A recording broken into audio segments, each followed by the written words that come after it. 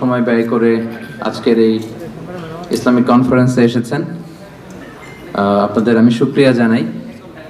আজকের আলোচনার টপিকটা হচ্ছে অন্তরের রোগ,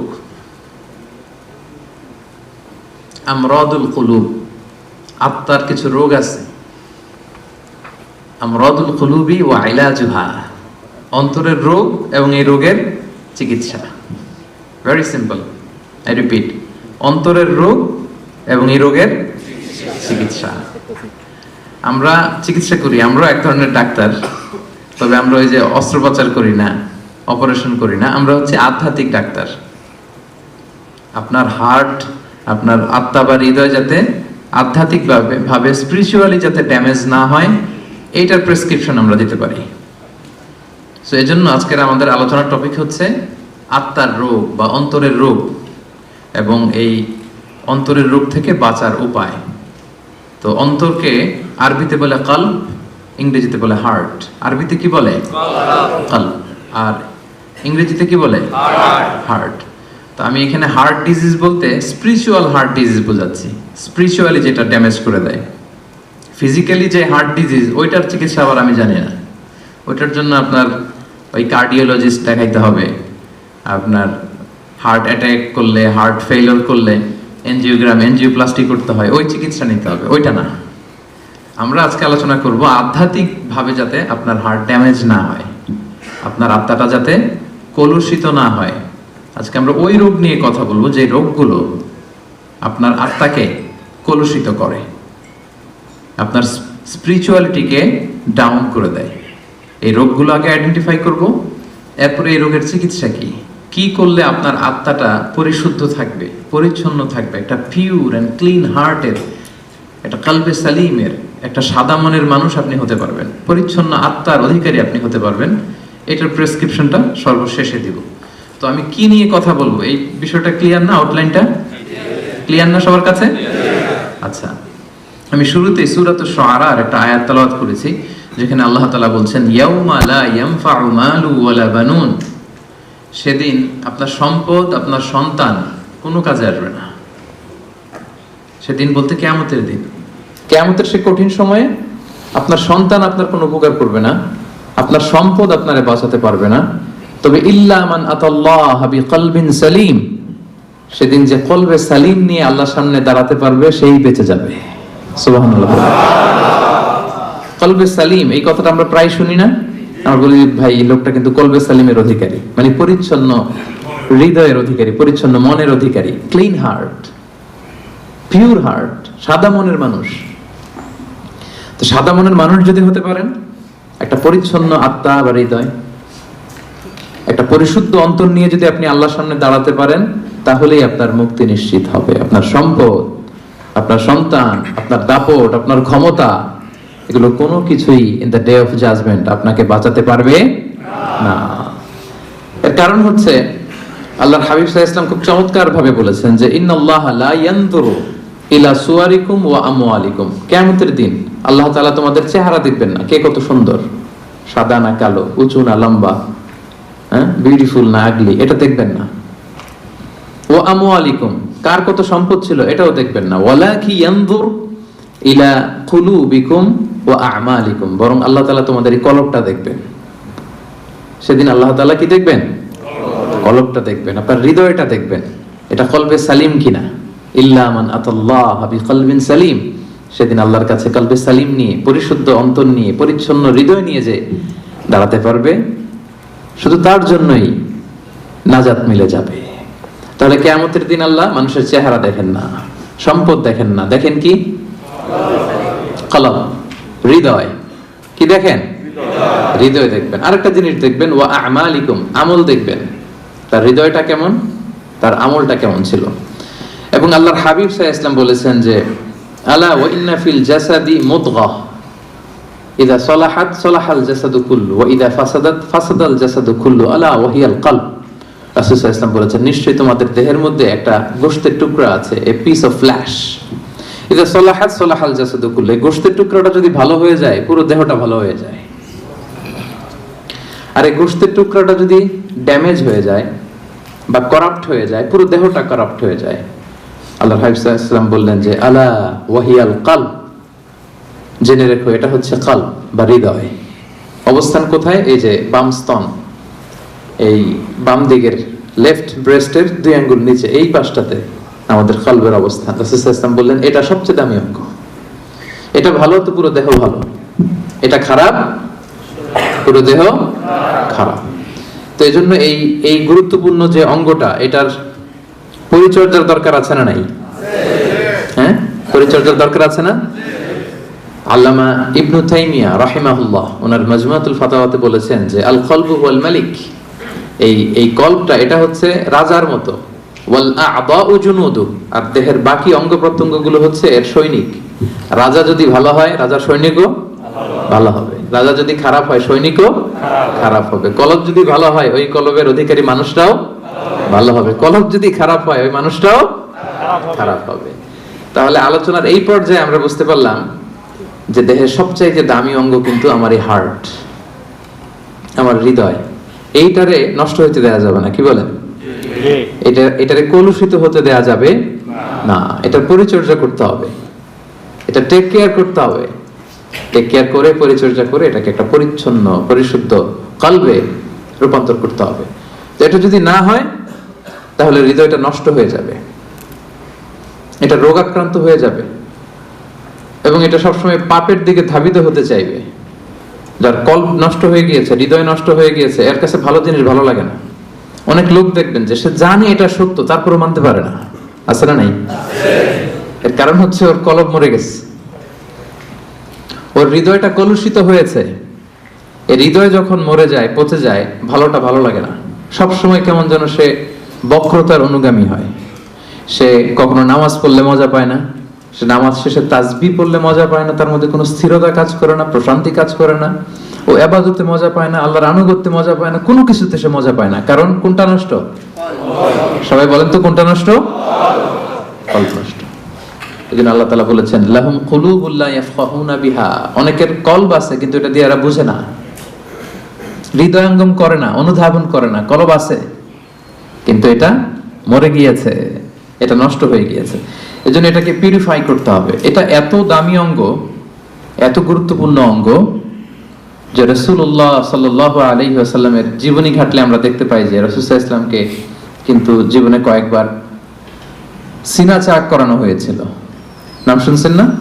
শাক্কুস সাদর বলে আরবিতে, সিনা চাক। ছোটবেলায় করা হয়েছিল, মেরাজে যাওয়ার আগে করা হয়েছিল। ফেরেশতারা এসে রাসূল সাল্লাল্লাহু আলাইহি ওয়াসাল্লামের গলার নিচ থেকে নাভি পর্যন্ত ছিঁড়ে ফেলেছিল, ওপেন হার্ট সার্জারি। খুলে এই কলবটা বের করেছে, করে জমজমের পানি দিয়ে ধৌত করেছে। আল্লাহু আকবার। এবং ঈমান দিয়ে, হিকমত দিয়ে পরিপূর্ণ করে ফেরেশতারা আবার কলবটাকে এই জায়গায় রেখে আবার ফিক্স করে দিয়েছে। আল্লাহু আকবার। দেখেন এটা যে দামি অঙ্গ, প্রমাণ পাচ্ছেন তো? খোদ রাসূলুল্লাহ সাল্লাল্লাহু আলাইহি ওয়াসাল্লামের আত্মাটা, এই কলবটা যেন পরিচ্ছন্ন থাকে, পরিশুদ্ধ থাকে, কলবে সালিম যাতে থাকে। যেহেতু গোটা উম্মাহর গুরু দায়িত্ব তিনি পালন করবেন, 2 বার ওপেন হার্ট সার্জারি করে কলব বের করে জমজমের পানি দিয়ে ধৌত করে আবার ফিক্স করা হয়েছে। তো এখন কি মনে হয়, এটা অঙ্গটা দামি নাকি দামি না? কম দামি না বেশি দামি? ক্লিয়ার না? একেবারে একেবারে ক্লিয়ার। আচ্ছা, লেটস মুভ অন। তাহলে এই যে দামি অঙ্গটা, এটার পরিচর্যা আমাদের করতে হবে যদি কলবে সালিমের অধিকারী আমাদের হতে হয়। কিন্তু কিছু রোগ আছে, যে রোগগুলো আমার এই দামি অঙ্গটারে ড্যামেজ করে দেয়, কলুষিত করে, নোংরা করে দেয়, ডাউন করে দেয়। আস্তে আস্তে এটা আর জীবিত থাকে না, এটা মৃত অন্তর হয়ে যায়। কিছু ভালো লাগে না এদের। দেখতে কিন্তু সুস্থ, দেখতে কি একেবারে সুস্থ, কিন্তু ইসলামের কথা বললেই গায়ে জ্বালা আছে না নাই? পাবেন। ইসলাম সহ্য করতে পারে না, কোরআন সহ্য করতে পারে না, দাড়ি সহ্য করতে পারে না, ইসলামের শিআর গুলো সহ্য করতে পারে না। কারণ লাহুম কুলুবুল লা ইয়াফকাহুনা বিহা, আল্লাহ বলেন ওদের কলব আছে কিন্তু মরে গেছে, ফলে এটা দিয়ে তারা সত্যকে বোঝে না। তো আমরা এখন আইডেন্টিফাই করব কি কি রোগ। আগে তো রোগ চিনতে হবে নাকি? হ্যাঁ, রোগ চেনার পরে এরপরে চিকিৎসা। তো আত্মার রোগগুলো কি কি, কোন কোন জিনিস আছে যা আমাদের এই দামি অঙ্গটাকে নষ্ট করে দেয়, ড্যামেজ করে দেয়, কলুষিত করে দেয়? রোগগুলো আইডেন্টিফাই করব, এরপরে আমরা প্রেসক্রিপশনে যাব ইনশাআল্লাহ। তো অনেকগুলো রোগ আছে যেগুলো আপনার এই আত্মাকে কলুষিত করবে। সবগুলো আজকের এই আলোচনায় বলা সম্ভব হবে না, আমরা অল্প কয়েকটা বলবো। 5টি রোগের কথা আমি উল্লেখ করবো ইনশাআল্লাহ। এরপরে আমরা এটার সলিউশনে যাব, চিকিৎসায় যাব। যে সমস্ত জিনিস আমাদের অন্তরকে কলুষিত করে, আমাদের হৃদয়কে অপরিচ্ছন্ন করে দেয়, নষ্ট করে দেয়, তন্মধ্য থেকে অন্যতম একটা রোগের নাম হচ্ছে নিফাক। আরবিতে বলে নিফাক, বাংলায় বলে কপটতা। বাংলায় কি বলে? কপটতা। আমরা বলি না যে তুই একটা মুনাফিক, এরকম বলি না? কথায় কাজে মিল না থাকলে বলি না? যার মধ্যে এই ধরনের অ্যাটিটিউড আছে, এই অ্যাটিটিউডটাকে বলা হয় নিফাক, হিপোক্রেসি। আরবিতে বলে ইউযহিরু খিলাফা মা ইউবতিন, ভিতরে আছে একটা, প্রকাশ করে আরেকটা। ভিতরে এক, বাইরে আরেক, তার নাম মুনাফিক। ভিতরে এক, বাইরে আরেক, তার নাম মুনাফিক। এই মুনাফিকের গুণাবলী যাদের মধ্যে আছে, তাদের এই হার্টটা এটা কলুষিত, এটার কলবে সালিম থাকে না, যে কলবে সালিম ছাড়া মুক্তি পাওয়া যাবে না। তাহলে প্রথম রোগ আমরা চিনে ফেলছি। রোগটার নাম কি? বাংলায় যদি বলি কপটতা বলেন। বাংলায় কি? নিফাকি, কপটতা। এটা যাদের মধ্যে কাজ করে তারা দুই চেহারার লোক হয়, কমসে কম টু ফেসড পার্সোনালিটি, দুই চেহারা, এদিকেও আছে ওদিকেও আছে। এদিকে যে বলে আমি আপনার সাথে আছি, আপনি খুব ভালো, বুঝছেন? আবার এই পাশে যে বলে না না, আরে উনি তো খুব বাজে একটা লোক, এর মতো লোক হয় নাকি, আপনি সবচেয়ে ভালো, আমি আপনার একেবারে ক্লোজ ফ্রেন্ড। তাহলে এদিকে এক চেহারা, ওইদিকে আরেক চেহারা, এরকম দুই চেহারার লোক আছে না নাই? এই যে চিনে ফেলছেন আপনারা, চিনে ফেলছেন না? সহজ হয়ে গেল ব্যাপারটা, কি বলেন? এত কমপ্লেক্স না করে সহজ করে দিলাম যে টু ফেসড পার্সোনালিটি, দুই চেহারার লোক, এদিকেও আছে ওদিকেও আছে। এর যে বলে আমি আপনার দলে, ওদিকে বলে আপনার দলে, ডবল স্ট্যান্ডার্ড মেনটেন করে, যেদিকে বৃষ্টি ওদিকে ছাতা, এদিকেও থাকতে চায় ওদিকেও থাকতে চায়। এবং রাসূলুল্লাহ সাল্লাল্লাহু আলাইহি সাল্লামের সময়কালে মুনাফিকদের একই চরিত্র ছিল। আল্লাহ তাআলা বলছেন ওয়া ইযা লাকুল্লাযিনা ক্বালু আমান্না, ওই মুনাফিকটা যখন মুমিনদের সাথে মিশতো বলতো আমরা ঈমান এনেছি। ওয়া ইযা খালাউ ইলা শায়াতিনহিম ক্বালু ইন্না মাআকুম, আবার কাফিরদের সাথে, ওদের শয়তানদের সাথে যখন মিলিত হতো বলে না না, ওদের সাথে না, আমরা তো আপনাদের দলের লোক, আমরা আপনাদের সাথে আছি। তাহলে এদিকে বলে আপনাদের লগে, ওদিকে বলে আপনাদের সাথে। এটাই হচ্ছে মুনাফিকদের প্রাইম ক্যারেক্টারিস্টিক্স। আল্লাহ তাআলা ওদের নাম দিয়েছেন মুযাবযাবিন, লা ইলাহা উলা ওয়ালা ইলাহা উলা, অর্থাৎ দে আর ইন ডাইলেমা, তারা দ্বিধাদ্বন্দ্বে থাকে। দুই নৌকায় পাড়া দিলে যে অবস্থা হয়, আপনারা বাংলাদেশে কখনো দুই নৌকা একসাথে পাড়া দিচ্ছেন নাকি? মানে ডান পা এক নৌকায়, আরেক বাম পা হচ্ছে আরেক নৌকায়। হ্যাঁ, দেন নাই? আরে দেন নাই বলতে এক নৌকা থেকে আরেক নৌকা যখন শিফট হইতে গেছেন লাভ দিছেন। খুব চালাক মানুষ, দেখছেন তো? কেউ যদি দুই পা দুই নৌকায় রাখে, থাকা যায় না কিন্তু বেশিক্ষণ, কি বলেন? হয় ওইটাতে চলে যেতে হবে, তাহলে এটাতে আবার ফিরে আসতে হবে, কিন্তু বেশিক্ষণ থাকা যাবে? আল্লাহ বলতেছে ওরা এরকম মুযাবযাবিন, নেহি এদার নেহি ওদার, তারমিয়ান মে সদর বদর, ডানেও না বায়েও না, কই যাবে জানেও না। তো এইটারই বলে নিফাকি। এক চরিত্রের লোক হইতে হবে ভাইরা, এদিকে এদিকে একবার ওদিকে একবার, এরকম করা যাবে না। তো খুব সহজ ভাবে যদি আমি বলি যে মুমিনদের দৃষ্টান্ত হচ্ছে মৌমাছির মতো, আর এই মুনাফিকদের দৃষ্টান্ত হচ্ছে মাছির মতো। আই রিপিট, মুমিনদের দৃষ্টান্ত কিসের মতো? আর মুনাফিকদের দৃষ্টান্ত মাছির মতো। মৌমাছি কিন্তু সব জায়গায় বসে না। মৌমাছি সুন্দর সুন্দর জায়গায় বসে, ফুলের উপর যেয়ে বসে, সুঘ্রাণ আছে যেখানে, হ্যাঁ ওখানে যেয়ে বসে, ফ্লাওয়ার নেকটার যেগুলো পুষ্পরস টেনে নিয়ে আসে ওদিকে বসবে। মাছি শুধু ভালো জায়গায় বসে না, সে ফুলের উপর বসে, সে খাবারের উপর বসে, টয়লেটের দরজা খোলা থাকলে ওদিক যেও বসে, ঠিক কিনা? টয়লেটের ভিতরে যেয়ে, ময়লার উপরে যেও বসে। তো মুনাফিকদের দৃষ্টান্ত এরকম, এরা সব জায়গায়, এরা ভালো খারাপ বাছ বিচার করতে জানে না। কিন্তু বিশ্বাসীরা কি সব জায়গায় যায়? কথা বলেন না। তারাই যে এরকম সেপিয়া সিটি কনভেনশন সেন্টার, এই যে একটা দিনই হালাকা, কি মজা পাচ্ছি না আমরা? এই মুমিনরা এরকম পবিত্র জায়গায় আসে। তাহলে মুমিনদের দৃষ্টান্ত হচ্ছে তারা মৌমাছির মতো। আর মুনাফিকদের দৃষ্টান্ত হচ্ছে তারা মাছির মতো। আল্লাহ রাসূল সাল্লাল্লাহু আলাইহি ওয়াসাল্লাম ব্যাপারটাকে আরো সহজ করে দিয়েছেন আপনাদের জন্য, আরো ইজি। তিনি বলেছেন আয়াতুল মুনাফিকি সালাস, মুনাফিক চিনবা তিনটা জিনিস দেখে। রাসূল সাল্লাল্লাহু আলাইহি ওয়াসাল্লাম আরো সহজ করে দিচ্ছেন আইডেন্টিফাই করবার জন্য। আমরা তো এখন আল্ট্রাসাউন্ড, এমআরআই এটা করে এরপরে রাসূল সাল্লাল্লাহু আলাইহি ওয়াসাল্লাম দেখেন বলে দিচ্ছে কিভাবে চিনবা তোমার মধ্যে নেফাকি আছে কিনা। তিনি বলেছেন মুনাফিকদের এক নম্বর বৈশিষ্ট্য হচ্ছে ইদা হাদ্দাসা কাযাবা, কথা বললেই মিথ্যা বলে। কথা বললে কি বলে? আচ্ছা, একটা পাওয়া গেল। ওয়া ইদা ওয়াআদা আখলাফা, প্রমিস দিয়ে রাখে না, কথা দিয়ে কথা রাখে না। ওয়া ইদা তুমিনা খানা, আমানতের খেয়ানত করে। সহজ হয়ে গেছে না এখন? এবার একটু মিলায় নেন, খুব বেশি খুশি হওয়ার কিছু নাই। আমাদের মধ্যেও থাকতে পারে এরকম ঝামেলা, কি বলেন?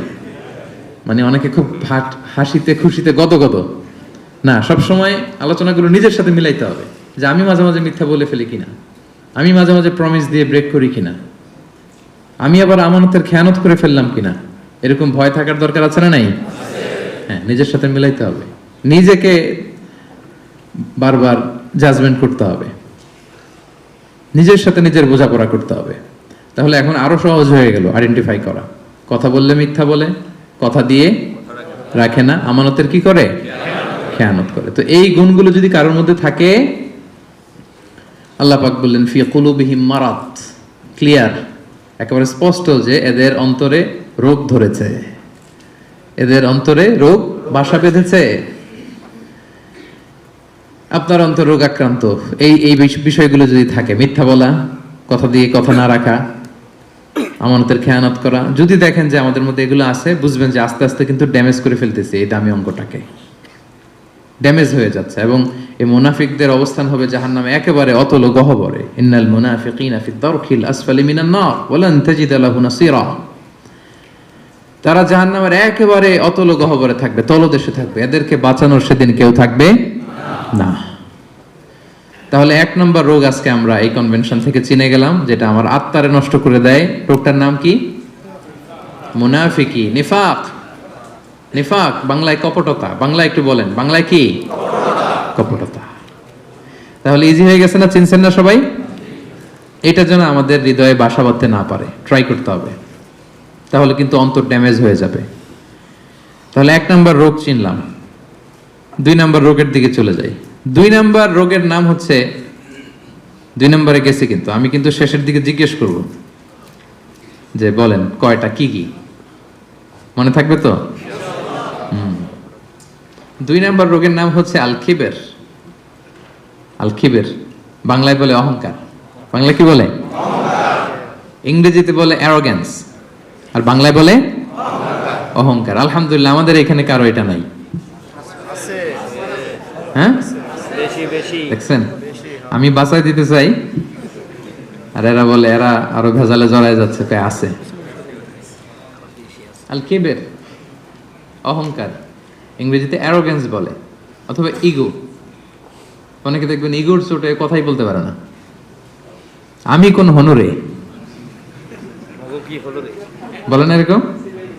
হ্যাঁ, আমি কোন হনুরে, এর পাই মাটিতে নামতে চায় না, কথাই বলতে চায় না। বুঝতে পারছেন?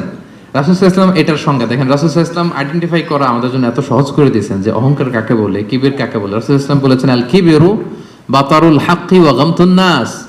অহংকার হচ্ছে সত্যকে প্রত্যাখ্যান করা, নিজেকে বড় মনে করে, জানি এটা সত্য, মানবো না। ওয়া গামতুন নাস, মানুষকে তুচ্ছ জ্ঞান করা, এটা হচ্ছে অহংকার। এই অহংকার যার মধ্যে আছে, এর হৃদয়টা কুরে কুরে খেয়ে হৃদয়টা শেষই করে ফেলবে, ড্যামেজ করে দিবে, একেবারে কলুষিত করে দিবে। কলবে সালিম তো দূর কি বাত। এজন্য এই অহংকার থেকে বেঁচে থাকতে হবে। কখনো বলা যাবে না আমি বড়।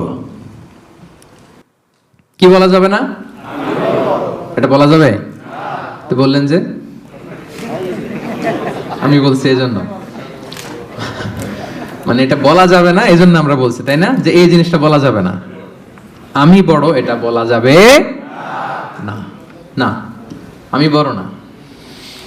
নিজে যাকে বড় বলে বড় সে নয়, লোকে যাকে বড় বলে বড় সে হয়।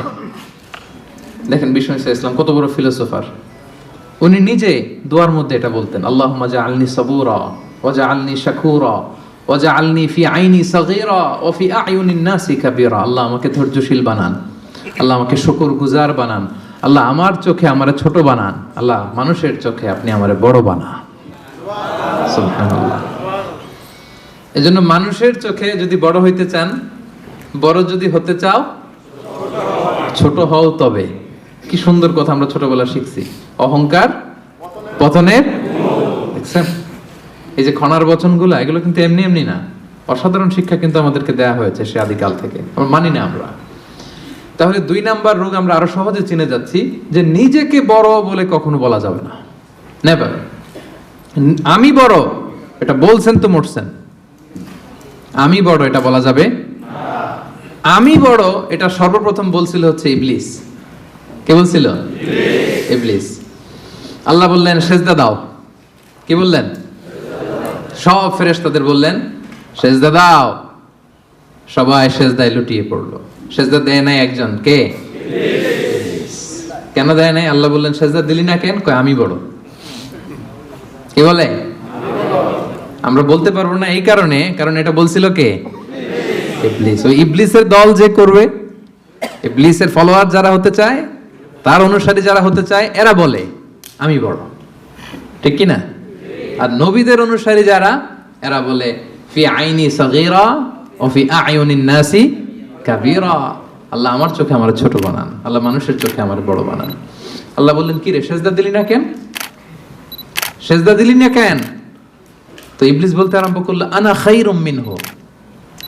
সে আল্লাহর সাথে এখন ডিবেট করতেছে, সে যুক্তি দিচ্ছে, সে বলে যে আনা খায়রুম মিনহু, দেই না এই কারণে, কারণ আমি ওর চেয়ে শ্রেষ্ঠ, এটাই তো আমি বড়। কি বলেন? ইবলিস বলতেছে আনা খায়রুম মিনহু, সেজদা দেই নাই কারণ আমি আদমের চেয়ে শ্রেষ্ঠ। খলাকতাহু মিন নার, খলাকতানি মিন নার, আপনি আমাকে সৃষ্টি করেছেন আগুন থেকে, ওয়া খলাকতাহু মিন তিন, আর ওকে সৃষ্টি করেছেন মাটি থেকে। আগুনের ধর্ম হচ্ছে দাউ দাউ করে লেলিহান শিখা উপরের দিকে ওঠে, আগুন ঊর্ধ্বগামী, আর মাটির একটা ঢিলা ফেলে দেন ধপাস করে নিচে পড়ে, মাটি নিম্নগামী। সে দেখেন যুক্তি খাটাইছে, সো ঊর্ধ্বগামী কোনো জিনিস নিম্নগামী কোনো জিনিসের সামনে মাথা নোয়াতে পারে না। ওই যে আমি বড়। আল্লাহ তাআলা বললেন ফখরুজ মিনহা, এই জান্নাত থেকে বের হয়ে যা, এই জান্নাত তোর জন্য আমি চিরকালের জন্য হারাম করে দিলাম। মালউন, সে মালউন, চির অভিশপ্ত। তো ইবলিসের ফলোয়ার যারা হতে চায় তারা বলে আমি বড়, আর নবীদের অনুসারী যারা হতে চায় তারা কি বলে? ফি আইনি সাগীরা ওয়া ফি আয়ুনিন নাসি কাবীরা। আল্লাহ আমার চোখে আমারে ছোট বানান, মানুষের চোখে আল্লাহ আপনি আমারে বড় বানান। তাহলে এই যে অহংকার, এইটাকে কখনো অ্যালাউ করা যাবে না। এই অহংকার করলেই আপনার এই অন্তরটা ড্যামেজ হয়ে যাবে। সব সময় কায়মনোবাক্যে আল্লাহর কাছে বলবেন, আল্লাহ অহংকারের খাঁচা থেকে মুক্ত করো তুমি আমায় প্রভু হয়ে। হে আল্লাহ, অহংকারের খাঁচা থেকে তুমি আমারে বাঁচাও, অহংকার যেন আমাকে ধরতে না পারে, আমাকে যেন স্পর্শ করতে না পারে। এই দোয়াটা করা যাবে না। আর অহংকার থেকে বাঁচার জন্য ওই হচ্ছে আগে সালাম দিবেন। আল বাদিউ বিসসালামি বারিউম মিনাল কিবর। রাসূল সাল্লাল্লাহু আলাইহি ওয়াসাল্লাম বলেছে যে আগে সালাম দেয় তার হৃদয় থেকে অহংকার তুলে নেয় কে? আল্লাহ। আদম আলাইহিস সালামকে সৃষ্টির পরে আল্লাহ বলেছেন সাল্লিম আলা উলাইকান নাফার, আদম সেজদা দাও, সালাম দাও। ওহুম নাফারুম মিনাল মালাইকাতি জুলুস, এরা ছিল ফেরেশতাদের মধ্যে থেকে বসা একটা দল। দেখেন আদম আলাইহিস সালামের অন্তরে যেন এই অ্যারোগ্যান্স, এই কিবের, অহংকার, ইগো যেন গ্রো করতে না পারে। সৃষ্টির পরে আল্লাহ আদমকে বলে নাই আদম আমার সেজদা দাও, আদম জিকির করো। বলেছিল কি আদম কি করো? সালাম দাও। কারণ আল বাদিউ বিসসালামি বারিউম মিনাল কিবর, আগে আগে যে সালাম দেয় তার হৃদয়ে কখনো অহংকার থাকে না। এটা পারা যাবে? আগে আগে সালাম দেওয়া যাবে? বন্ধু বন্ধুকে দিবেন, স্বামী স্ত্রীকে দিবেন, স্ত্রী স্বামীকে দিবে, ছেলে মেয়ে বাবা মাকে দিবে, বাবা মা ছেলে মেয়েকে দিবে, বড় ছোটদের দিবে, ছোট বড়দের দিবে। নট নেসেসারি যে ওরা জুনিয়র আমি সিনিয়র, সো আমি সালামের জন্য ওয়েট করব, ওরা দিবে না, আপনি আগে দিবেন। কারণ আগে দিলেই আপনার হৃদয় থেকে অহংকার তুলে নিবে কে? আল্লাহ। এবং আল্লাহর হাবিব সাল্লাল্লাহু আলাইহি ওয়াসাল্লাম বলেছেন যে লা ইয়াদখুলুল জান্নাতা মান কানা ফি কলবিহি হাববাতু খারদালিন মিন কিবর, যার অন্তরে জাররা পরিমাণ, সরিষার দানা পরিমাণ অহংকার যার অন্তরে থাকে, সে কখনো আল্লাহর জান্নাতে প্রবেশ করবে না। এর কারণ কি জানেন? কারণ হাদিসে কুদসিতে আল্লাহ তাআলা বলেছেন, এর কারণ হচ্ছে আল কিবরিয়া ও রিদাই। আল্লাহ বলে অহংকার আমার চাদর। অহংকার কি? আমার চাদর, আমি একটা চাদর পরে আছি, আপনি ধরে পিছন থেকে টান দিলেন, মেনে নেওয়া যায়। আল্লাহর গায়ের চাদর ধরে যদি টান দেন আপনি, এটা কত বড় বেয়াদবি কল্পনা করতে পারেন আপনি? যারা নিজেকে বড় মনে করতেছেন, বা আমরা যারা নিজেদেরকে বড় মনে করি, আমি বড়, আমি বেশি জানি, আমি ওর চেয়ে শ্রেষ্ঠ, আমি সুপিরিয়র, আমি আমি যারা করে, এরা বেসিকলি আল্লাহ তাআলার চাদর ধরে টান দেয়। নাউজুবিল্লাহ পড়বেন না? কি আছে আপনার অহংকার করার? কি আছে? হাল আতা আলাল ইনসানি হিনুম মিনাদ দাহরি লাম ইয়াকুন শাইআম মাযকুরা। একটা সময় ছিল উল্লেখ করার মতো আমরা কিছুই ছিলাম না, ছোট্ট একটা শুক্রাণু, মাইক্রোস্কোপ ছাড়া দেখাও যায় না। বাবার পিঠ থেকে মায়ের জরায়ুতে যেয়ে বসলাম, 9 মাসে একটু একটু করে বড় হয়ে দুনিয়াতে আসলাম। আসার সাথে সাথে ওয়া কাপড় নাই, চোপড় নাই, কিচ্ছু নাই, উলঙ্গ, নেকেড, কিছু খেতেও পারি না, দিলে এদিক দিয়ে বের হয়ে যায়। একেবারে ছোট্ট নিউবর্ন বেবিরে খাওয়াইতে দেখছেন, সুজি ঢুকানো যায় না মুখে। প্রত্যেকের ঘটছে এটা, যেখানে রাখছে পেশাব পায়খানা করে সয়লাভ, কেউ বাকি নাই। আমরা এরকম সবার একই হিস্ট্রি, ঠিক কিনা? পেশাব যেখানে বসা ওইখানে পেশাব পায়খানা। বসা শিখতে কয়েক মাস লাগে, জানেন আপনারা? ছোট বাচ্চা একটা বসাই দিলে এদিকে পড়ে যায়, ওদিকে পড়ে যায়, বালিশ দিয়ে ঠেকনা দিয়ে ওরা বসাইতে হয়। বসা শিখতে লাগে ওর কয়েক মাস, দাঁড়াতে শিখতে ওর 1 বছর লেগে যায়। বড় হওয়ার পরে 5 দিনের জ্বর হইলে এই চেহারা আর থাকে না। এই চেহারার যে গ্লেস, নাদুস নুদুস, আপনি ওই কি বলে কোভিড যাদের হয়েছে, কাশতে কাশতে কি অবস্থা দেখছেন? এদের চেহারার হালত দেখছেন? ডায়রিয়া যদি হয় 5 বার 6 বার 7 বার টয়লেটে গেলে ওর দিকে আর তাকানোই যায় না। আমি নাই তো তুই নাই কেন? তুই না অনেক বড়, আমি বড়? তুই না এতদিন বলছিলি আমি বড়? 5 বার 6 বার টয়লেটে হইলে, টয়লেটে গেলে কাঁধে ভর দিয়ে আর একবার টয়লেটে যাওয়া লাগে। আবার লম্বা চূড়া হায়াত যদি পায় 70 80 বছর, একই ঘটনা। আবার খাবার এদিক দিয়ে দিলে এদিক দিয়ে বের হয়ে যায়। 80 বছর বয়স, আবার যেখানে বসে প্রস্রাব পায়খানা করে সমান, তাই না? তো এই তো জীবন। আপনি বড় হইলেন কোথায়? হাল আতা আলাল ইনসানি হিনুম মিনাদ দাহরি লাম ইয়াকুন শাইআম মাযকুরা। একটা সময় ছিল আমাদের উল্লেখ করার মতো আমি কিছুই ছিলাম না, আবার ওইদিকেই যাব। আবার সব শেষে আবার উলঙ্গ, কাপড় চোপড় ছাড়া একেবারে আবার দিয়ে আসা হবে। তা আপনি অহংকার করার সুযোগটা পেলেন কোথায় ভাই? করা যাবে এটা? এটা করলে কিন্তু আপনার এই দামি অঙ্গটা কলুষিত হয়ে যাবে। তাহলে 2 নাম্বার রোগ কি চিনতে পারছি আমরা? হ্যাঁ, 1 নাম্বার রোগের নাম কি ছিল? নিফাক। এখন কিন্তু সাবধান হয়ে গেছে, একটু আগে বলছিলাম ধরবো, এখন খেয়াল করে রাখছি। 1 নম্বরে নিফাক বা কপটতা। আরবিতে বলবেন না বাংলায় বলবেন? বাংলায় বললে কপটতা বলে, মুখস্থ রাখতে সুবিধা, মানে আলোচনাটা শেষে যাতে যেতে যেতে নোট করেও নিতে পারেন, এরকম মাথায় নিয়ে গেলাম আমরা। প্রথমটা কি ছিল? কপটতা। যেটা নিফাক নিফাক বলতেছেন মুনাফিকি, ওইটাই বাংলায় কি? কপটতা। 2 নাম্বার যেটা শিখলাম ওইটা অহংকার। তাহলে অহংকারের সাথে আমাদের কোনো সম্পর্ক আছে? আজকের এই কনফারেন্স থেকে অহংকারকে আমরা সবাই না বলে দিব। অহংকারকে আমরা কি বললাম? এই আপনাদের আওয়াজ। 500 জন মানুষ না বললে এতটুকু আওয়াজ হবে আমি বিশ্বাস করি না। অহংকারকে আমরা কি বললাম? কপটতাকে আমরা কি বললাম? ওকে। 3 নাম্বার রোগের নাম হচ্ছে আল হাসাদ। বাংলায় হচ্ছে হিংসা। বাংলায় কি? হিংসা। ইংরেজিতে জেলাসি। এটাও আমাদের কারণ নাই এখানে, দেখছেন? মানে কেউ আমার দলে থাকতে চায় না। আমি বলি আমাদের কারণ নাই, সবাই বলে আছে। তো এই যে জেলাসি, হিংসা, যেটা ইট বার্নস ইউরসেলফ ইনসাইড, এটা খালি জ্বালায় দেয় ভিতরে। হ্যাঁ, হিংসার অনলে দগ্ধ হয় অন্তর সব সময়। হিংসা করবেন তো এদিকে জ্বলবে, জ্বলতে থাকে। কারো ভালো সহ্য হয় না, এরকম আছে না? উন্নতি করতেছে, সহ্য হয় না। ওর ব্যবসা ভালো হইতেছে, সহ্য হয় না। ও ভদ্র, ওর আখলাক ভালো, সহ্য হয় না। সমাজে তার একটা অবস্থান, সহ্য হয় না। শুধু হিংসা, শুধু হিংসা। এবং এটা থেকে আলেমরাও মুক্ত না, বলে আইয়াযু বিল্লাহ, আল্লাহ তুমি হেফাজত করো। আলেম সমাজ এটা থেকে মুক্ত না। হিংসা, দাউ দাউ করে শুধু জ্বলে, বার্ন ইনসাইড, এইটা জ্বালায় দেয় আপনার। এটা কলবে সালিম তো দূর পরে, এটা তো জ্বলেই গেছে। হিংসা যার আছে ওর তো এটা নাই, পুড়ে গেছে। রাসূলুল্লাহ সাল্লাল্লাহু আলাইহি ওয়াসাল্লাম বলেছেন, ইয়াকুম ওয়াল হাসাদা, তোমরা হিংসা থেকে বেঁচে থাকো। ফাইনাল হাসাদা ইয়াকুলুল হাসানাতি কামা তাকুলুন নারু আল হাতাবা।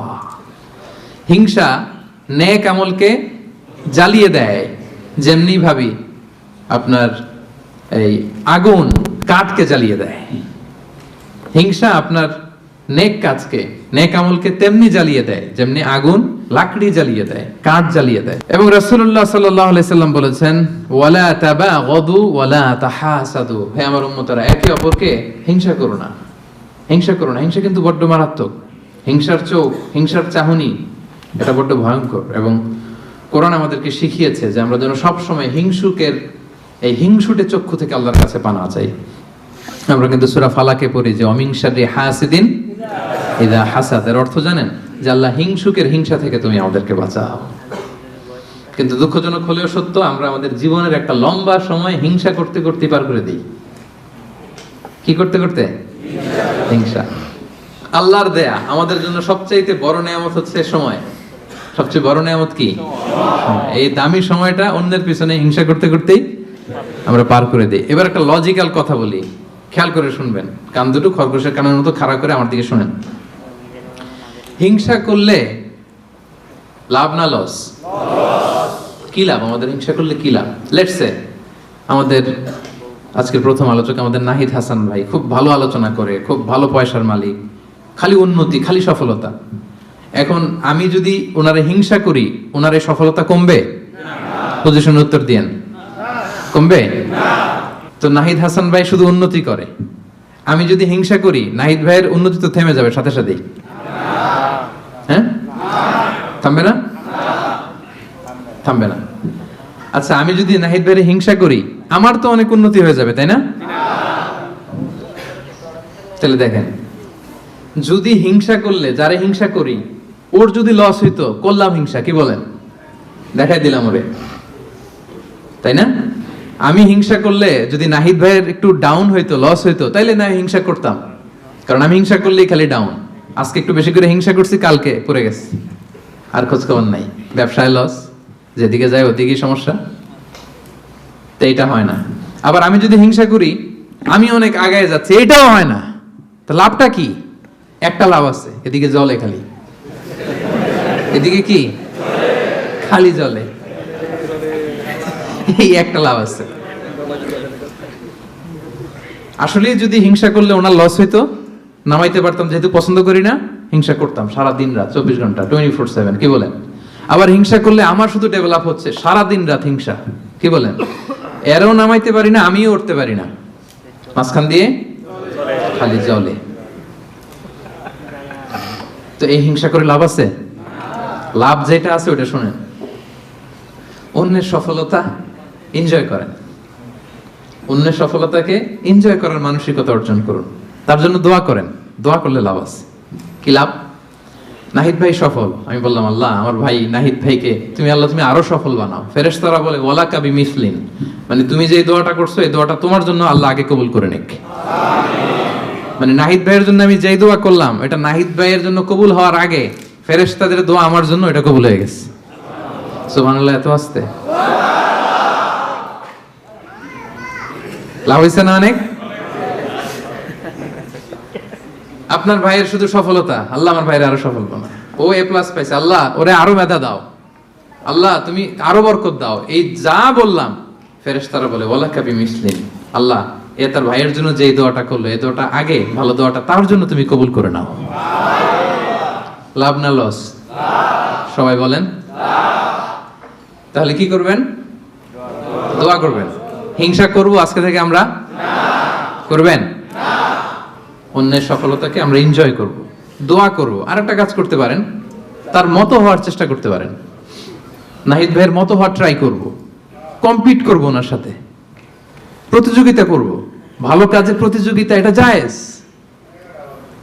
ভালো কাজে প্রতিযোগিতা জায়েজ। আমি আরো ভালো করব, আমি নাহিদ ভাইয়ের কাছ থেকে শিখে কম্পিট করব, পারলে ওনারা ছাড়ায় যাব, কোনো সমস্যা নেই। পারলে নাহিদ ভাইকে ছাড়াইয়া যাব, এত সমস্যা নেই। তাহলে দোয়া করব যে ভালো করতেছে কিভাবে ভালো করে এটা শিখে কম্পিট করব, প্রতিযোগিতা করে পারলে ওনারা ছাড়ায় যাব, কারণ ভালো কাজে প্রতিযোগিতাতে কোনো সমস্যা নাই। কিন্তু করব না কোনটা? সবাই বলতে হবে আওয়াজ করে, করব না কোনটা? হিংসা। তাহলে 3 নাম্বার রোগ চিনে গেছেন? হ্যাঁ, চিনছেন? তাইলে হিংসাকেও আজকের প্রোগ্রাম থেকে আমরা না বলে দিব। হিংসাকে আমরা কি বললাম? না। তাহলে প্রথম রোগ কি ছিল? কপটতা। 2 নাম্বার রোগ অহংকার। 3 number okay, moving on. 4 number রোগের নাম হচ্ছে আর রিয়া, যেটা আত্মাকে ড্যামেজ করে দেয়, কলবকে ড্যামেজ করে দেয়। রিয়া মানে লোক দেখানো মানসিকতা, শো অফ মেন্টালিটি। এটা নাই কারণ।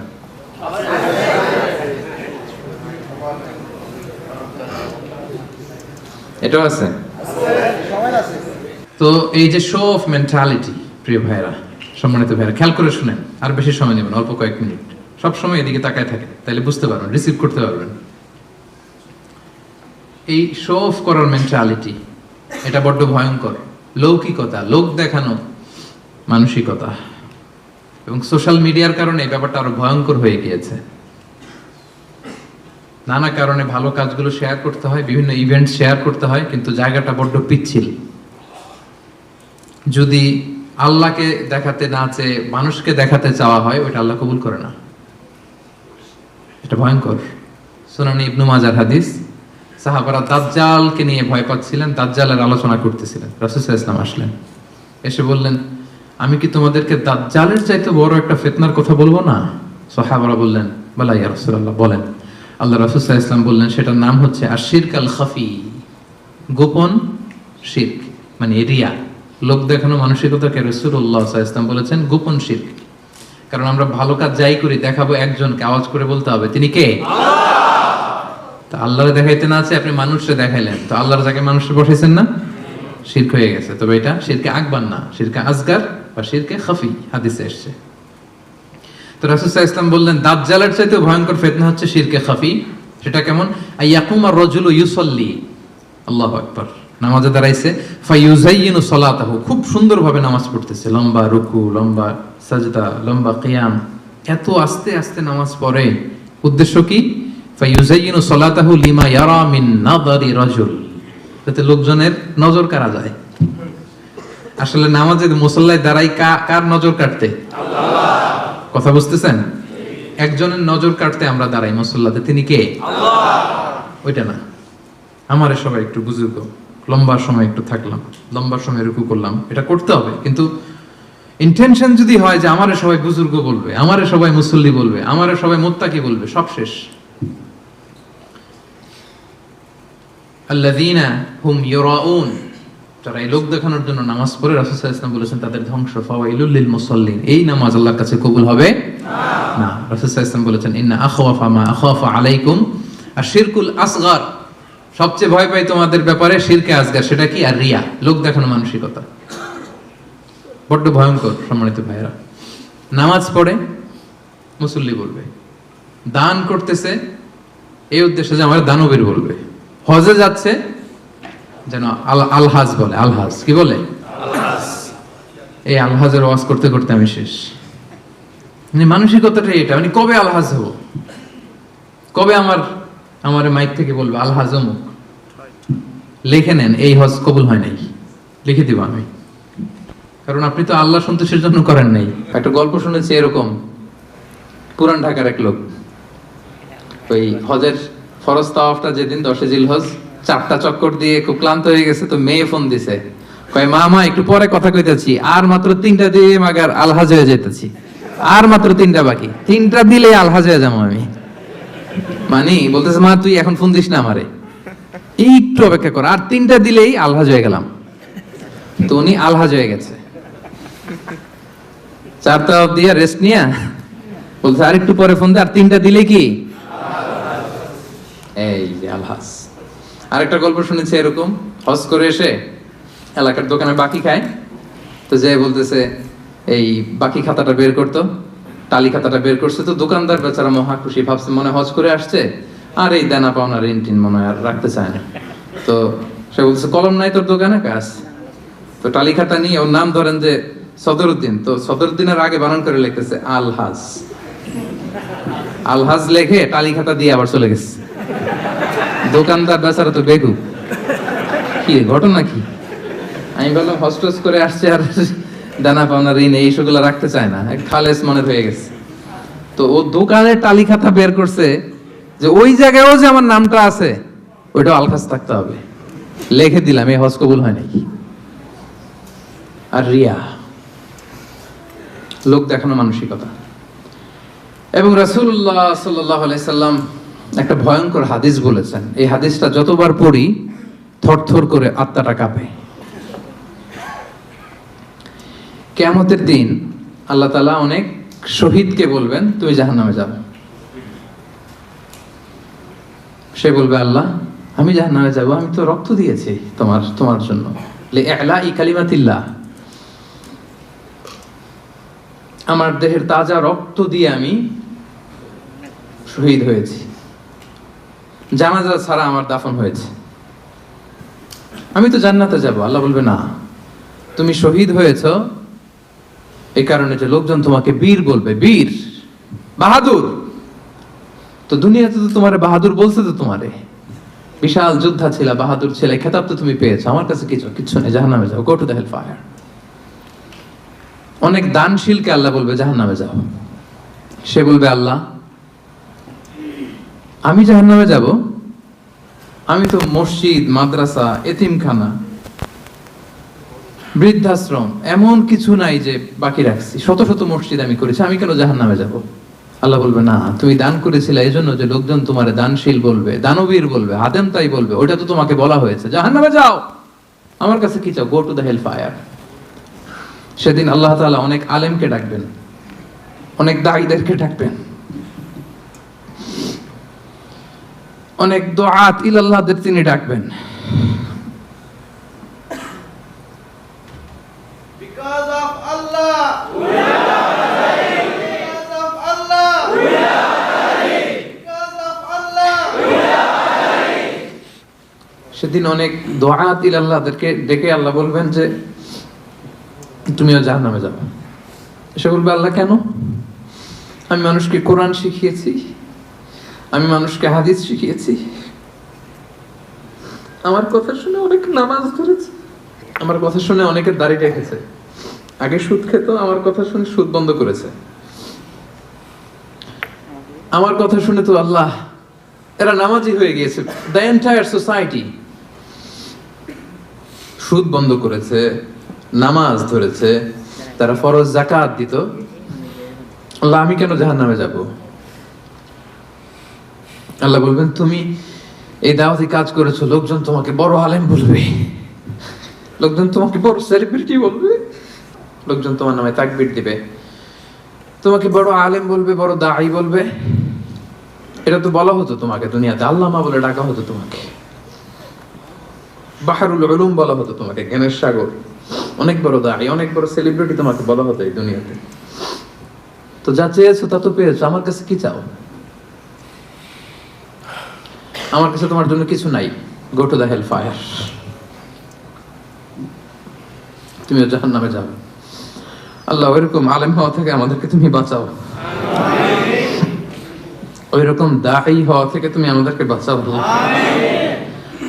আল্লাহ লোক দেখানো মানসিকতা, এই শখ থেকে আল্লাহ তুমি আমাদেরকে হেফাজত করো।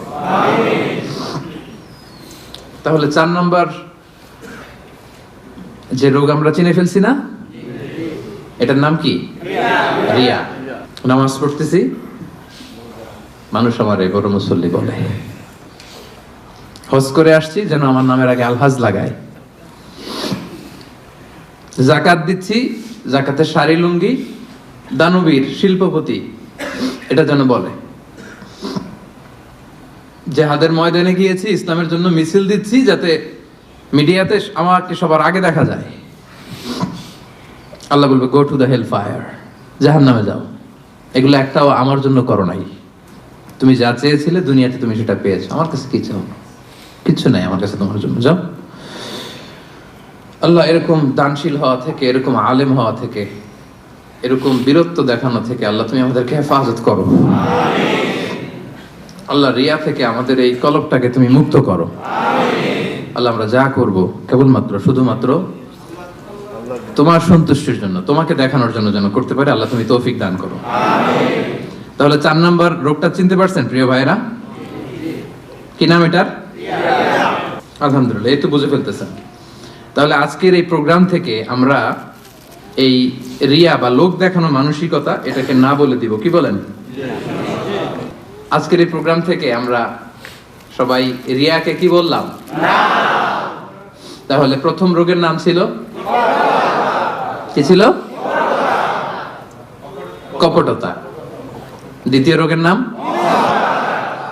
অহংকার। তৃতীয় রোগের নাম, চতুর্থ রোগের নাম বাংলায় বলেন লৌকিকতা, লোক দেখানো মানসিকতা। রাইট।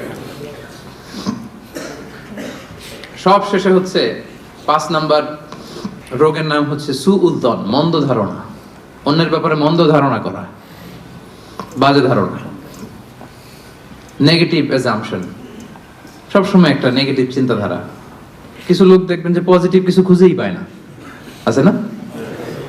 ভালো একটা জিনিস এর মধ্যেও ভেজাল খুঁজে বের করছে। জাজমেন্টাল, অন্যের ব্যাপারে মন্দ ধারণা করা, সবসময় অন্যকে কাঠগড়ায় দাঁড় করাতে সে পছন্দ করে। এরকম আছে না? ওনার এই সমস্যা, ওনার তো উনি এটা নামাজ হয় না, এর তো ঝামেলা আছে ফ্যামিলিতে, ওর তো এটা, ওর সমস্যা, তোর কি সমস্যা? ওর সমস্যা যে বুঝলি, তোর কি সমস্যা বল? এরকম আছে না? নিজের দোষের কোনো খবর নাই, শুধু অন্যের দোষ, শুধু অন্যের দোষ, শুধু নেগেটিভ। প্রিয় ভাইরা, এই নেগেটিভিটি থেকে বেরিয়ে আসতে হবে আমাদের। অন্যের দোষ খোঁজা যাবে না, নিজের দোষ খুঁজতে হবে। নিজেকে কাঠগড়ায় দাঁড় করান, একটু নিজে কি কি ভুল করলাম, নিজে কি কি অন্যায় করলাম, এটা একটু বের করবার চেষ্টা করেন। নিজেকে কাঠগড়ায় দাঁড় করান। আমরা এই ভুলটা করে ফেলে, আমরা নিজেকে কাঠগড়ায় দাঁড় না করিয়ে কি করি? হ্যাঁ, কি সুন্দর, হি ইজ দ্য জাজ, সে জাজ করবে। সে জাজের চেয়ারে বসছে, তার দায়িত্ব দেওয়া হয়েছে, এবার সে এই তোমার এই সমস্যা, এটা ওইটা। তো জাজমেন্টাল হওয়া যাবে না, পজিটিভ চিন্তা ধারণা করতে হবে। দেখেন আল্লাহ তাআলা বলছেন, ইয়া আইয়ুহাল্লাযীনা আমানু জিতানিবু কাসীরাম মিনায-যন্ন ইন্না বা'দায-যন্নি ইসম। ওহে বিশ্বাসীরা, বেশি বেশি ধারণা করা থেকে বেঁচে থাকো, কেননা ধারণাটা হচ্ছে পাপ। এই যে আপনি বাজে ধারণা করলেন, এটা পাপ। আর রাসূল সাল্লাল্লাহু আলাইহি ওয়াসাল্লাম বললেন, ফাইন্নায-যন্না আকযাবুল হাদিস। এই ধারণা করাটা এটা হচ্ছে মিথ্যা কথা, অধিকাংশ ধারণা এটা মিথ্যা হয়। ওয়া ইন্নায-যন্না লা ইউগনি মিনাল হাক্কি শাইআ। ধারণা কখনো সত্যের বিকল্প হতে পারে না, কখনো বিকল্প হতে পারে না। এজন্য আপনি বাজে ধারণা করবেন না। ধারণা করতে হলে সুধারণা করেন। ধারণা করতে হলে কি ধারণা করবেন? হঠাৎ দেখলেন যে ওদিকে আজান হইতেছে, বসে আছে, এই নামাজ পড়ে নাই, কোথায় নামাজ পড়েই না, ওর যে কি সমস্যা আছে আপনি জানেনই না। হতে পারে না যে কি রে নামাজ পড়লো না, সে হয়তো মুসাফির, সে কি, সে তো জমা কসর করার অনুমোদিত ফ্লেক্সিবিলিটি তো শরীয়ত দিয়েছে, ঠিক কি না? এই বোন একটাকে দেখছেন নামাজ পড়ে নাই, ধারণা করে নিতে তো বেনামাজি, এর বউ তো নামাজ পড়ে না, এরকম বলে না? হয়তো মেনস্ট্রুয়েশনাল পিরিয়ড চলছে, তার পিরিয়ডের কারণে তো সে নামাজ পড়তে পারবে না। আপনার বন্ধুকে দেখলেন বোরকা পরা এক মহিলার সাথে যাচ্ছে, দিক দিয়ে একটা মেয়ের সাথে, ইয়াং বোরকা পরা, এই তো বাজে ধারণা শুরু, মামাই তো একেবারে কাজ করে ফেলাইছে। হ্যাঁ, বলে না এরকম? মামাই তো একেবারে কাজ বানাই দিছে। আল্লাহু আকবার। এই যে আপনি ধারণা করলেন, আপনার গুনার পাল্লাটা ভারী করলেন। এই মেয়েটা তার আপন বোন হতে পারে কি পারে না? আসতে বললেন যে পারে কি পারে না? তার আপন ভাগ্নি হতে পারে কি পারে না? এই যে আপনি মন্দ ধারণা করছেন, মানে যাই দেখি আমরা খালি চোখে, এটা কিন্তু সব বাস্তবতা না। Something could be strange behind the scene. এর বিপরীতে এমন কিছু আছে, ওটা আমি জানি না হিস্ট্রিটা। এজন্য আপনি সুধারণা করবেন। কি করবেন? সব সময় সুধারণা করবেন। এই মন্দ ধারণা, বাজে ধারণা, অনেকে এরকম কিছু দেখলেই, বিয়ে করার পরে একটা ঘড়ি হাতে দেখলেই এটা বোধহয় যৌতুক দিছে বোধহয়, পুলিশ অফিসার একটা গাড়ি কিনছে বা ফ্ল্যাট কিনছে, এই তো ঘুষের টাকা দিয়ে বানায় ফেলছে। পুলিশ অফিসার মানেই কি সবাই ঘুষ খায়? হ্যাঁ, ঘুষ খায় একটা বড় সংখ্যক, কিন্তু এখনো অনেক সৎ পুলিশ অফিসার আমার দেশে আছে না নাই? আছে, এখনো আছে। তো আপনি মন্দ ধারণা করে গুনার পাল্লা ভারী করবেন না। তাহলে এই মন্দ ধারণাকেও আজকের প্রোগ্রাম থেকে আমরা কি বলে দিলাম? তাহলে 5টা রোগ চিনছেন না? 1 নম্বরে কপটতা, 2 নম্বরে অহংকার, 3 নম্বরে হিংসা, 4 নম্বরে লৌকিকতা, 5 নম্বরে মন্দ ধারণা করা। আচ্ছা ঠিক আছে, এই যে রোগ যে হয়েছে, রোগ নিয়ে বসে থাকা ভালো না, ট্রিটমেন্ট করতে হবে। আসেন চিকিৎসা শুরু করে দিই। 1 নম্বরে চিকিৎসা তাকওয়া আল্লাহ, আল্লাহর ভয় লাগবে। এখানে কি লাগবে? আল্লাহর ভয়। আল্লাহর ভয় যাদের হৃদয়ে থাকে তাদের হৃদয় কখনো কি হয় না? পথ ভুলে যায় না। যাদের হৃদয়ে আছে আল্লাহর ভয়, তারা কবু পথ ভুলে যায় না। আল্লাহর প্রেম ছাড়া এই দুনিয়ায় কারো কাছে কোনো কিছু চাই না।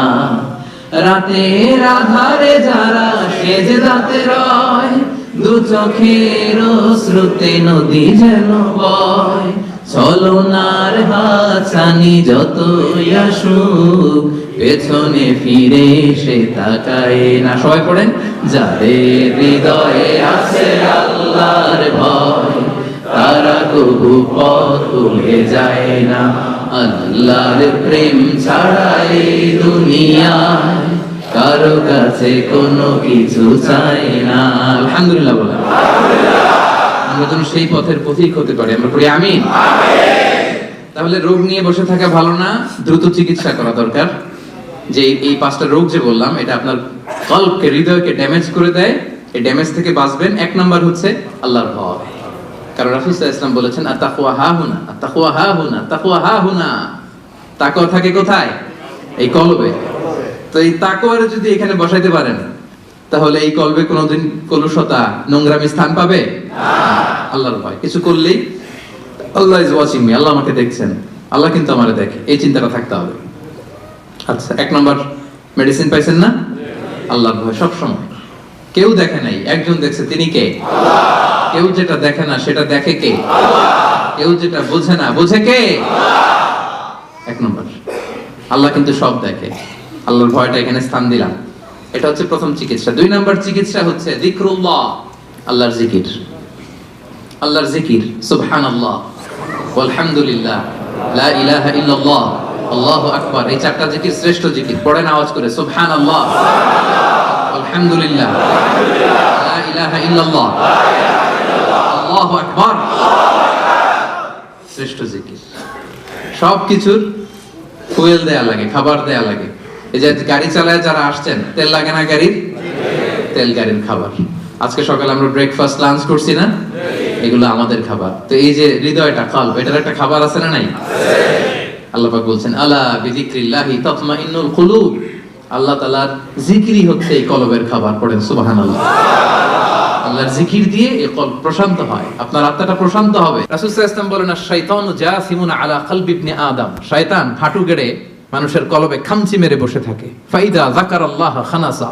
যখন মানুষ আল্লাহর জিকির করে, শয়তান দৌড়ে পালায়। ওয়াইদা গাফালা ওয়াসওয়াসা। আর গাফেল হলেই এসে আবার ওয়াসওয়াসা শুরু করে। তাহলে সব সময় আমরা জিকির করতে থাকবো। লা ইয়াজালু লিসানুকা রাতাবাম মিন যিকরিল্লাহ। আল্লাহ রাসূল সাল্লাল্লাহু আলাইহি ওয়াসাল্লাম বলেছেন, 1 মুহূর্তের জন্য যেন তোমার জিহ্বাটা আল্লাহর জিকির থেকে খালি না থাকে। এটা আল্লাহর জিকির দিয়ে জিহ্বাটাকে সিক্ত রাখো। তাহলে এই কলবের খোরাক হচ্ছে জিকির। কলবের খোরাক কি? কলবে কি বসাতে হবে? আল্লাহর জিকির। নাকি আয়না বসাইবেন? হ্যাঁ, আয়না বসাইয়া দেব না। কি বসাবো আমরা? কি বসাবো? 3 নাম্বার মেডিসিন হচ্ছে মুহাসাবাতুন নাফস, সেলফ অ্যাসেসমেন্ট, সেলফ ক্রিটিসিজম। নিজের সাথে নিজের বোঝাপড়া। নিজের সাথে নিজের এই বোঝাপড়া করলে কিন্তু আত্মা ঠিক থাকে। এক সাহাবী বলে, ইয়া রাসূলুল্লাহ, কোনটা পাপ কোনটা ভালো বুঝবো কেমনে? রাসূল বলে, ফতুয়া আমারে জিজ্ঞেস না করে তোমার কলবে জিজ্ঞেস করো। ইস্তাফতি কলবাক, অন্তরকে জিজ্ঞেস করো, তোমার অন্তরে বলে দিবে কোনটা ভালো কোনটা খারাপ। ঠিক কি না? তো তাহলে এই সেলফ অ্যাসেসমেন্টটা করবেন। 4 number medicine, sincere advice, well wishing. সব সময় অন্যের জন্য ভালো কামনা করা।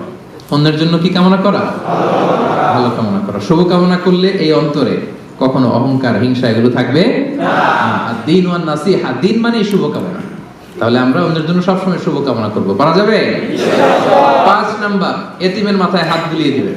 এক সাহাবী বলে, ইয়া রাসূলুল্লাহ, আমার চোখ দিয়ে পানি নামে না, আমার হৃদয় বড্ড শক্ত, কি করব? রাসূল সাল্লাল্লাহু আলাইহি ওয়াসাল্লাম বললেন, ইরহামিল ইয়াতীম, এতিমের প্রতি রহম করো। ওয়ামসা রাসা, এতিমের মাথায় হাত বুলিয়ে দাও। ওয়া আত'ইম মিন তাআমি, তোমার খাবার থেকে ওরেও খাওয়াও। তালিনু কলবুক ওয়া তুদরাকু হাজাতুক, তোমার হৃদয় নরম হবে, তোমার ইচ্ছা পূরণ হবে। সুবহানাল্লাহ।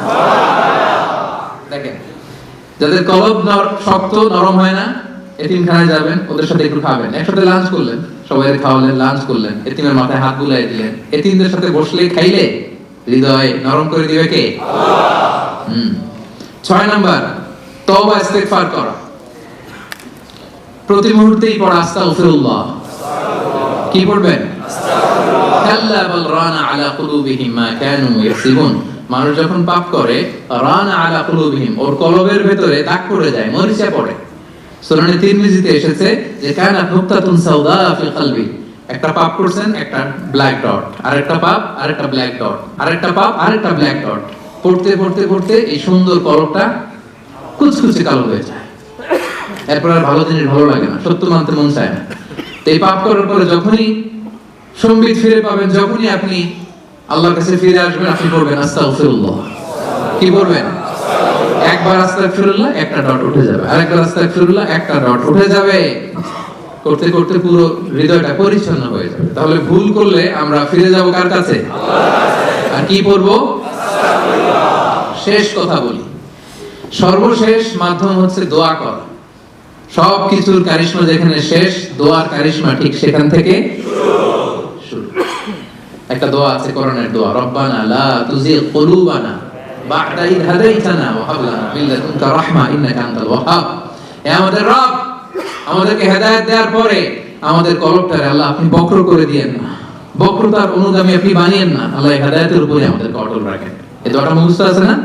এটা করবেন। আম্মা জান উম্মে সালামা, প্রিয় নবী সাল্লাল্লাহু আলাইহি ওয়াসাল্লামের স্ত্রী, আমাদের আম্মা জান, ওনাকে এক সাহাবী যায় বলে, ইয়া রাসূলুল্লাহ, হে আম্মা জান, আল্লাহ রাসূল সাল্লাল্লাহু আলাইহি ওয়াসাল্লাম যখন আপনার বাসায় থাকতো, কোন দোয়াটা সবচেয়ে বেশি পড়তো আমাদেরকে একটু বলেন, একটু বলেন না কোন দোয়াটা বেশি পড়তো? তিনি বললেন, আমার ঘরে রাসূলুল্লাহ সাল্লাল্লাহু আলাইহি ওয়াসাল্লাম যখন থাকতেন, তিনি সবচেয়ে বেশি এই দোয়াটা পড়তেন, ইয়া মুকাল্লিবাল কুলুব সাব্বিত কলবি আলা দীনি, অর্থাৎ হে অন্তরের পরিবর্তনকারী, আমার অন্তরটাকে দ্বীনের উপরে আপনি সাবিত রাখেন, দ্বীনের উপরে আপনি সাবিত রাখেন। হে অন্তরের পরিবর্তনকারী, সাব্বিত কলবি আলা দীন, আমার কলবটা আপনার দ্বীনের সাথে, ইসলামের সাথে আপনি লাগিয়ে রাখেন। আওয়াজ করে পড়েন আমিন। আমিন। উম্মে সালামা রাদিয়াল্লাহু তাআলা আনহার ঘরে যখন রাসূল সাল্লাল্লাহু আলাইহি ওয়াসাল্লাম থাকতেন, এই দোয়াটা সবচেয়ে বেশি পড়তেন। আমার সাথে সাথে আওয়াজ করে পড়েন, ইয়া মুকাল্লিবাল কুলুব সাব্বিত কলবি আলা দীনি, ইয়া মুকাল্লিবাল কুলুব সাব্বিত কলবি আলা দীনি। হে অন্তরের পরিবর্তনকারী, আমার অন্তরটাকে আপনার দ্বীনের উপর অটল রাখুন। আওয়াজ করে পড়েন আমিন। পারা যাবে না এই দোয়াটা পড়া? পারা যাবে? 5টা রোগ আমরা চিনতে পারছি, যে 5টা রোগ আমাদের হৃদয়কে ড্যামেজ করে দেয়, চেনা গেছে? এবং এই 5টা রোগ যখন আমাদের এই হৃদয়কে ড্যামেজ করে দিবে, এই ড্যামেজ হৃদয়কে আবার সতেজ করার জন্য কি কি প্রেসক্রিপশন লাগবে এটাও জানা হয়ে গেছে না? তাহলে যে আয়াত দিয়ে শুরু করেছিলাম সেই আয়াত দিয়ে শেষ করি। আল্লাহ তাআলা বলেন, ইয়াউমা লা ইয়ানফা'ু মালু ওয়ালা বানুন ইল্লা মান আতাল্লাহা বিকলবিন সালিম, সেদিন সম্পদ, সন্তান কোনো কাজে আসবে না, কেবলমাত্র যে কলবে সালিম নিয়ে আল্লাহর সামনে দাঁড়াবে সেই মুক্তি পাবে। আমরা আল্লাহ তাআলার কাছে কামনা করি, আল্লাহ তাআলা আমাদের কলবটা, আমাদের হৃদয়টা যেন কলবে সালিম বানায়, একটা পিওর হার্ট, একটা ক্লিন হার্ট, একটা পরিচ্ছন্ন পরিশুদ্ধ অন্তরের অধিকারী যেন আমরা সবাই হতে পারি। আমরা সবাই বলি আমিন। هذا ما عندي والعلم عند الله عليه توكلت وإليه أنيب والسلام عليكم ورحمة الله وبركاته.